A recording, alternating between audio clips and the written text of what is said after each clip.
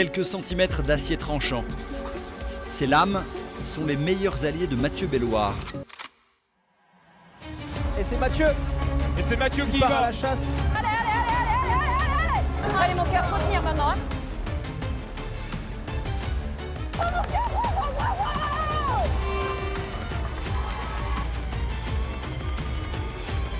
C'est surtout l'expérience incroyable de ces premiers Jeux d'hiver que retiendra le jeune Breton. Ça y est les gars, première participation aux Jeux Olympiques, c'est assez fou, un rêve devenu réalité, j'ai hâte de vous montrer tout ça.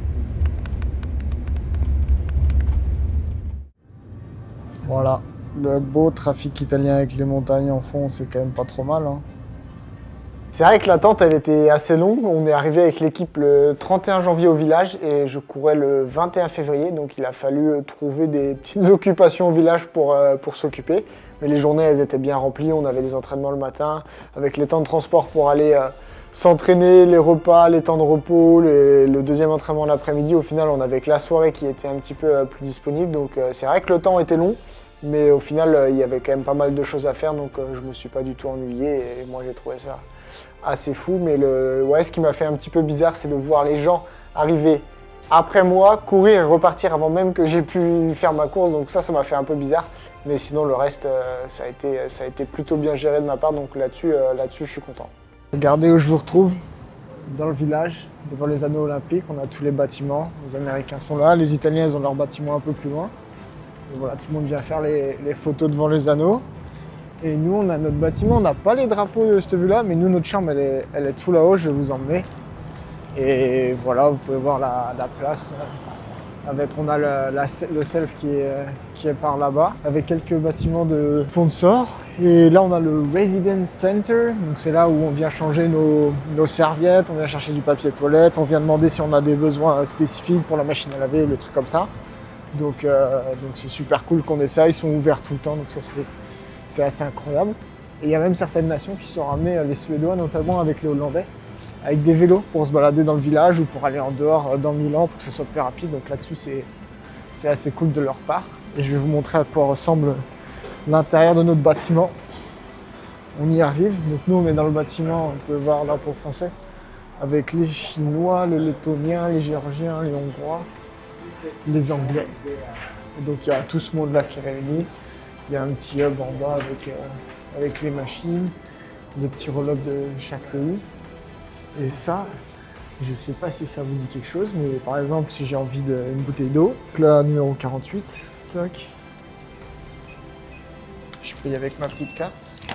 Et j'ai ma petite bouteille d'eau qui sort. Et ça, c'est unique à tous ceux qui sont dans le village. C'est Coca-Cola qui offre les boissons, donc c'est top. Et on vient la récupérer juste là. Il y avait pas mal de sponsors olympiques, donc il y avait quand même des activités à faire. Il y avait des pins à échanger, il y avait des bénévoles avec qui on pouvait aller discuter. Il y avait vraiment pas mal d'activités.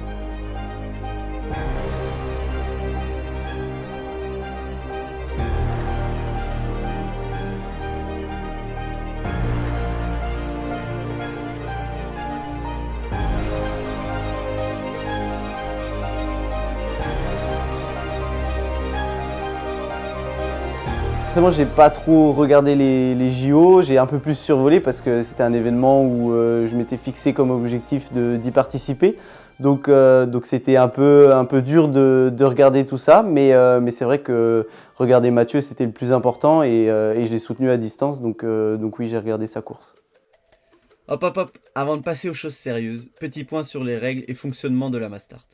L'épreuve la plus spectaculaire du patinage de vitesse longue piste, car c'est la seule en confrontation directe et non pas face à un temps. Une quinzaine de patineurs qui s'élancent pour 16 tours de piste avec pour but franchir la ligne en premier. Cependant, ce n'est pas si simple que ça, car pendant la course, il y a 3 sprints intermédiaires, où à chaque fois, des points sont distribués aux 3 premiers qui passent la ligne, 3, 2 et 1 point. C'est donc une course de mouvement très stratégique, où certains patineurs attaquent tôt pour en accumuler, et d'autres préfèrent rester cachés dans le groupe, économiser leur énergie, pour tout donner sur le sprint final. Parce que oui, le sprint final rapporte le plus de points. Lors de ces Jeux Olympiques, il y avait des demi-finales, où seulement les 8 premiers se qualifiaient pour la finale. On s'était appelé avec Mathieu la veille pour établir un plan de course en fonction de ses adversaires. Et après beaucoup de réflexions avec Mathieu, Il avait décidé d'aller chercher des points lors des sprints intermédiaires. Mais une course ne se passe jamais comme prévu. Et n'ayant pas eu d'opportunité, il a finalement misé sur le sprint final, où il se classe 5e et atteint la finale. Allez Mathieu, il faut qu'il soit maintenant dans les 5 premiers pour être tranquille pour la qualif. Sinon ce sera un peu trop compliqué pour être dans les 8. Il faut rester dans les 5. Allez Mathieu Belloir, ça revient derrière lui. Mathieu Belloir, s'il peut s'arracher, 5e, c'est parfait. Il passe devant Jordan Stolz d'ailleurs. Même moi je me suis surpris. C'était les jeux, c'était une première expérience et je pensais pas être aussi détendu à l'approche de la course. C'est quelque chose que j'avais beaucoup travaillé avant, avec mon préparateur mental notamment. Ce qui fait que j'avais ce regard un peu détaché de l'événement où il y avait zéro pression par rapport à ça. Alors il y en avait quand même un peu parce que si on n'a pas de pression, ça veut dire qu'on s'en fout de l'événement. Mais là, j'étais complètement détaché de ça.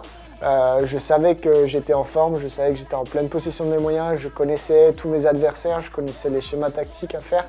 Donc j'étais vraiment très serein par rapport à mes aptitudes et mes qualités. Ce qui a fait que quand je suis arrivé à la demi-finale, j'étais vraiment très serein. Vraiment comme si je savais que la finale, ça allait être fait. C'était pas dans la poche, mais tout allait bien se passer pour y aller. Puis pareil, j'ai fini la course, j'avais le sourire. Je suis parti direct, comme j'ai dit, sur le vélo pour récupérer. Et puis j'étais vraiment full smile. Je faisais que profiter de l'événement parce que c'est des choses qu'on vit assez rarement dans une vie. Donc voilà, j'ai profité au maximum. Je me suis nourri aussi de ça. De mes adversaires qui, eux, des fois, étaient un petit peu plus stressés. Et puis voilà, de l'ambiance dans la piste, c'était un moment que je ne pouvais que profiter. Donc quand je suis arrivé sur la ligne, j'étais confiant, je savais là où j'allais. Ça, franchement, ça a fait la différence. 1 heure après, c'était déjà l'heure de la finale. Et malheureusement, il était impossible de prévoir un tel scénario. Qui va rouler derrière pour ne pas le laisser partir parce que là ça part pas très vite, c'est plutôt un test qu'autre chose mais il n'y a pas de réaction. Attention, il n'y a pas de réaction et on sait que c'est un garçon qui peut rouler très longtemps. Une échappée de 2 patineurs s'est formée dès les 2 premiers tours et le groupe ne les a plus jamais revus. Cependant, Mathieu, qui a été très lucide en voyant ça, a été chercher un point lors d'un sprint intermédiaire qui le classe 7e des Jeux Olympiques. Les Jeux, ça s'est terminé déjà il y a un peu plus d'un mois. Et c'est vrai qu'avec le recul, ça a fait un petit vide quand même un peu après. Ça fait passer de tout l'environnement, de toutes les personnes qui sont là pour nous, de l'événement qui est assez énorme, de tous les contrôles de sécurité à un retour assez tranquille en fait à la vie normale. Mais non, je suis très content de l'expérience que j'ai pu avoir. Je suis bien sûr très content de cette 7e place. J'en suis content, mais ça me nourrit encore plus parce que voilà, il reste encore pas mal de place pour aller chercher le podium. Et ça, c'est une grosse source de motivation pour la suite. Et j'espère que dans 4 ans, il y en a un qui pourra me rejoindre avec moi, mon petit frère. J'ai hâte qu'il s'entraîne et qu'on y aille à 2. Donc voilà, il y a 4 belles années qui vont arriver, donc j'ai hâte de vivre les prochains avec lui. Ça faisait 2 mois que j'étais à Inzell et j'ai pas pu m'entraîner sur la glace à cause de douleurs qui sont revenues sur ma fracture de fatigue. Donc j'ai pris le risque de partir au Chili, alors risque mais qui était quand même contrôlé, pour pouvoir m'entraîner avec la team du Chili là-bas et le champion du monde. C'était une belle expérience et j'ai pu reprendre les entraînements sur les rollers cette fois-ci pour préparer la saison roller plus rapidement et me tourner vers d'autres objectifs. Donc ça m'a fait du bien, j'ai pu reprendre roller, musculation, vélo normalement sans douleur. C'est vrai que le voir à la télé, voir Mathieu à la télé, ça m'a motivé énormément, ça m'a donné énormément envie. Quand j'étais au Chili, chaque entraînement, je pensais à ça, je me disais que je me donnais pour lui, pour mon énergie et puis aussi le rejoindre plus tard sur les JO dans 4 ans, puisqu'ils seront en France. Donc on fera tout pour y être à 2 et c'est vrai que là, ça nous a fait bizarre d'être séparés aussi longtemps et de ne pas avoir de nouvelles chacun puisqu'il faisait son truc, je faisais mon truc, le décalage horaire. Mais c'est vrai que ça me booste encore plus et c'est une motivation supplémentaire de pouvoir partager ça avec lui, toute cette préparation des 4 prochaines années à venir. C'est bon ?